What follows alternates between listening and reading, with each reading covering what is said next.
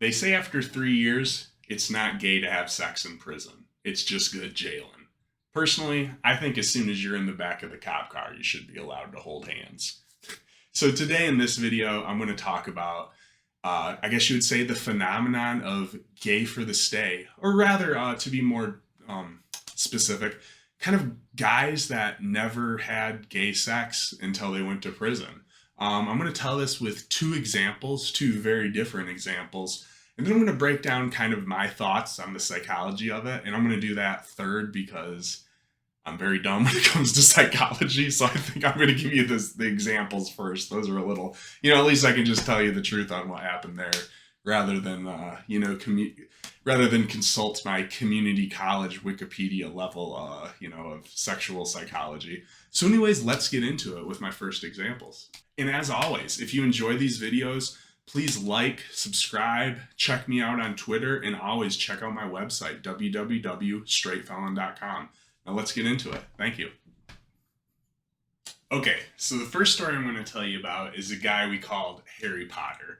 So I know Harry Potter was not gay in the world. He was in prison for a sex crime, and his victim was a girl. From what I understand, and this is secondhand, but I heard it was like, one of those things where like there was a party and a girl passed out. And it was one of those things where like, he could kind of tell the story as like, yeah, I just had sex with a drunk girl at a party. But in reality, first of all, let me describe Harry Potter. He didn't really look that much like Harry Potter. He was just this real short, kind of rodent, rat-faced looking dude with long, greasy black hair and glasses. So, yeah, I didn't get the impression that he had just like had sex with a girl that was drunk. He definitely did some heinous stuff, and he had got sentenced to, a handful of years from what I understand. So yeah, he definitely did something bad. He was notorious on the compound, not for any sexual acts at first, but he was notorious, man. He would just talk cash shit. Like, he didn't care. He'd call people bitch and he'd get like drop kicked and knocked out, and he just didn't care, man.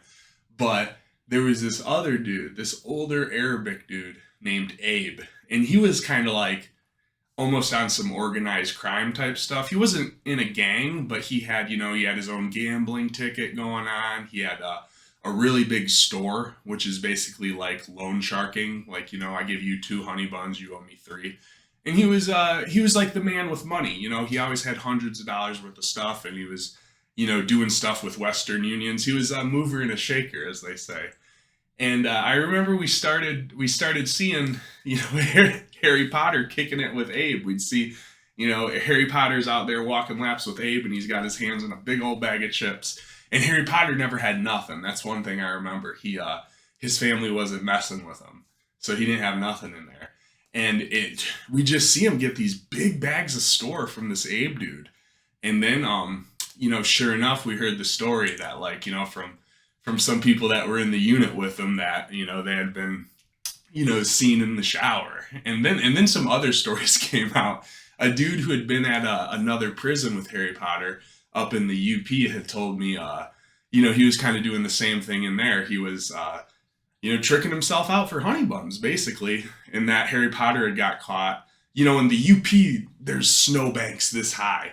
And people will like, on the yard, there's almost like tunnels everywhere. The snow is so high.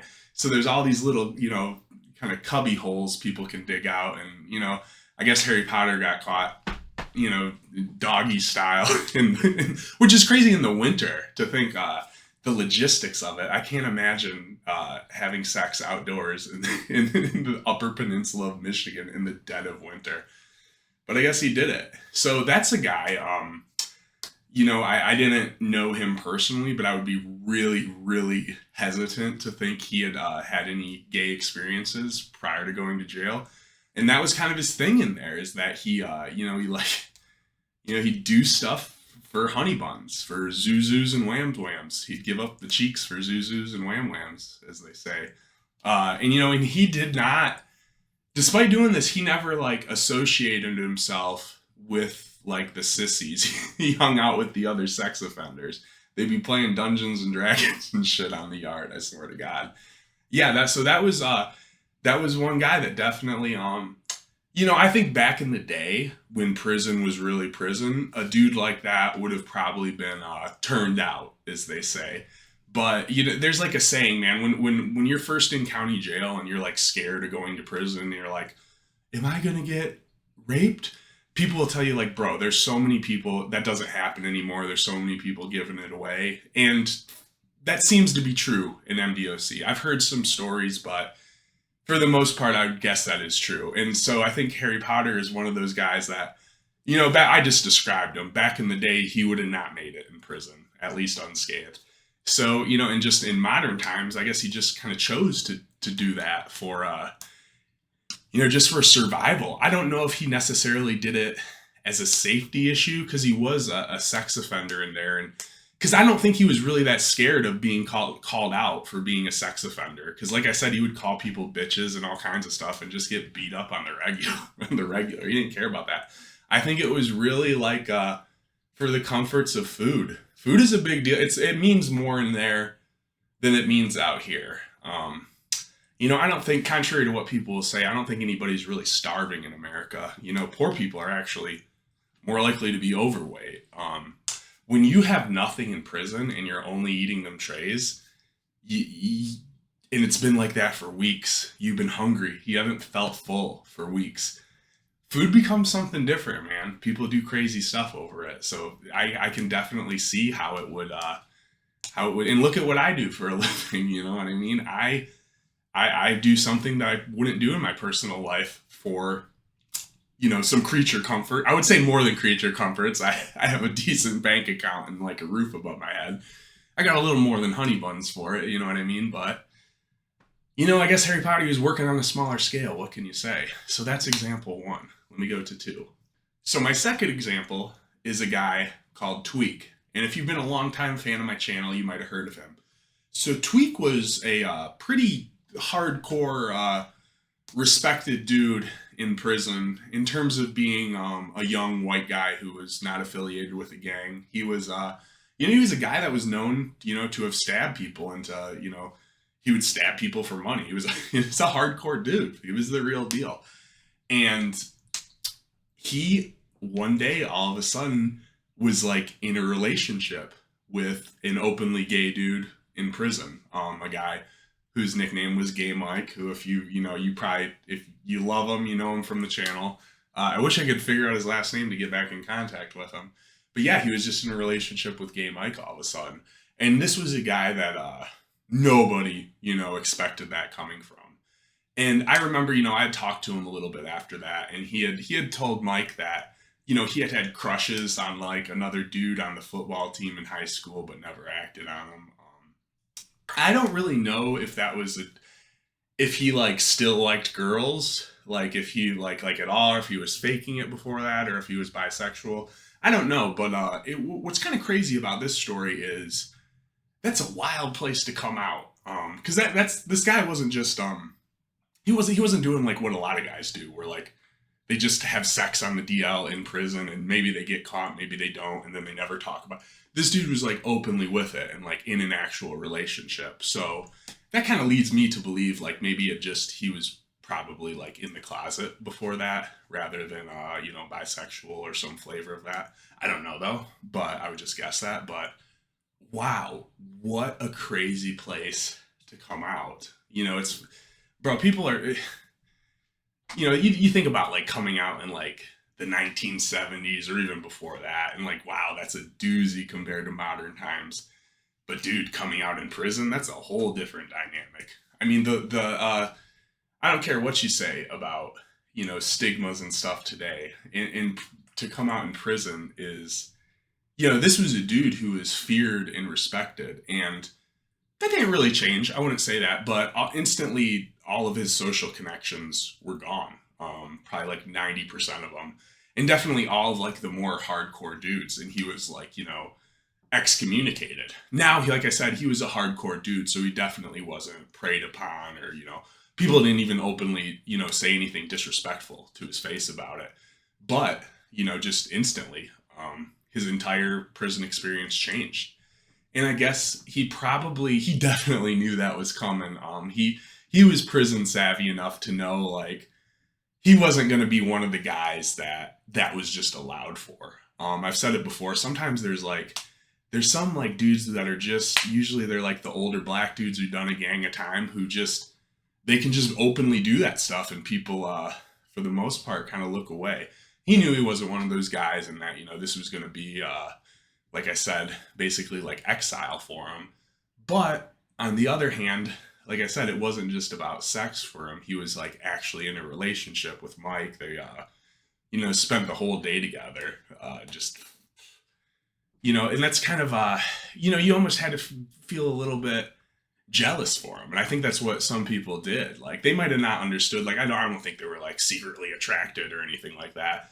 But you think about it, it's like, damn, this dude, he's got Bay. He had Bay on the yard. Now, and like I said, I don't think people wanted that Bay themselves, but they were probably a little bit jealous that, like, he is getting that fulfillment and I'm not. Because that's a big thing in prison. Jealousy, man.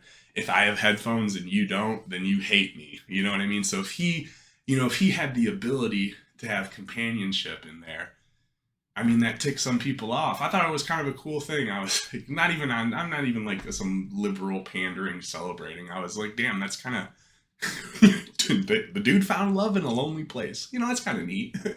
So that was a really crazy story, man. That was a unique one. Like I said, usually it's more so somebody getting exposed or getting down on the down low, or or getting turned out. Like I said, that was a case of like somebody like truly entering a relationship with the same sex for the first time.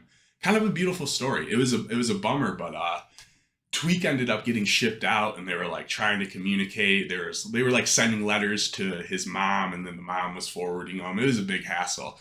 But from what I knew, they were still like, they were still talking and stuff when I got out. But I don't know, man. It's hard. You think it's hard to do a long distance relationship in the world? Try freaking in prison. So I don't think that love lasted. But yeah, it was a great story. Anyways, let's get to the third part. Okay, and now into the psychology of why. And if you've watched my videos, I don't agree with all the popular opinions and facts about a lot of stuff. I'm an idiot. What can I say? But like the whole idea of like sexuality being a spectrum, I get that. And like in this case, when we're talking about like guys who choose to go gay for the stay in prison or whatever, I think you could draw out that spectrum, and each person kind of has a window. And some people have bigger windows than others. Like, I'm going to admit, I'm like a bay window type guy. Like, if if this is the whole spectrum, and like you got, girls here, boys here, my window's like there. I mean, I got a big window, I mean, some people, they're a little more narrow, like Stone Cold Steve Austin. That's a dude, he's probably right there. That's it, and that's all. Now, like, where on that spectrum, does the person, the apple of your eye, land? And like I said, in prison, there's transgender women in men's prisons. I don't know. Nowadays, I think some states have changed that. But there's also like kind of the equivalent of like what you would say like sissies, or kind of like more towards like the end of cross-dresser. At least when I was in prison, like, I bet it's changed now, but back then, like, the idea of like identifying as female, that wasn't really there were some of them, like I said, there was trans women in prison, but most of them, like, it was still like that wasn't really what they were going for. But I bet that's kind of changed now. But anyways, when you look at that window, I think when you see the sissies in prison that kind of play that more effeminate role, I think they're taking themselves kind of from this end of masculine, more, pushing it towards the middle, over towards feminine. And that's where you get, the guys with the bigger windows that are, where that falls into, attractive. And I think that's why, you see a lot of those guys that have done a lot of time, they kind of have this belief that like, oh, for me to F a sissy, that's not gay. Like, but if I was, for me to be on the receiving end, that's like a real thing in there. So I you know, I kind of get what they're saying, but you know, you kind of understand the absurdity of it. But also, you know, there's some people that, dude, I say I have bay windows, but I mean, you know, bisexual people, it's the whole window. And I think I really have to ask bisexual people about this. You know, the guys in there that, you know, go their whole lives only being with women and then go in there and choose to have sex with like other masculine men and then get out and never do it again and just, you know, continue to have sex with women.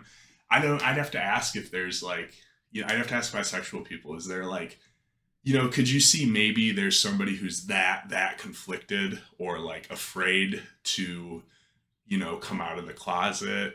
But like I said in this video earlier, prison's a hell of a place to choose to come out of it. So I don't know. I'd like to hear bisexual people. I know I have like a fair amount of you that watch. Why do you think that is in that specific example of masculine men that specifically date women, then go into prison and have sex with other masculine men, not just, you know, the more feminine, and then come out and continue to only date women? Do you think that's like the stigma? What do you think it could be? It's hard to imagine. Or do you think it's like just a heavy preference towards women? So the only time it's acted on is when there aren't around. I don't know. It's a tough one. You know, this is, you know, I went to community college. I took Psych 101, so this is stretching the limits of my understanding. And dude, I know some people get like upset when I touch anything involving politics. I always get some nasty comments. But anyways, I appreciate you guys so much. I've really been trying to make more and more content. Thank you for watching. And like always, please like, subscribe, and check out my website, straightfelon.com. Thank you.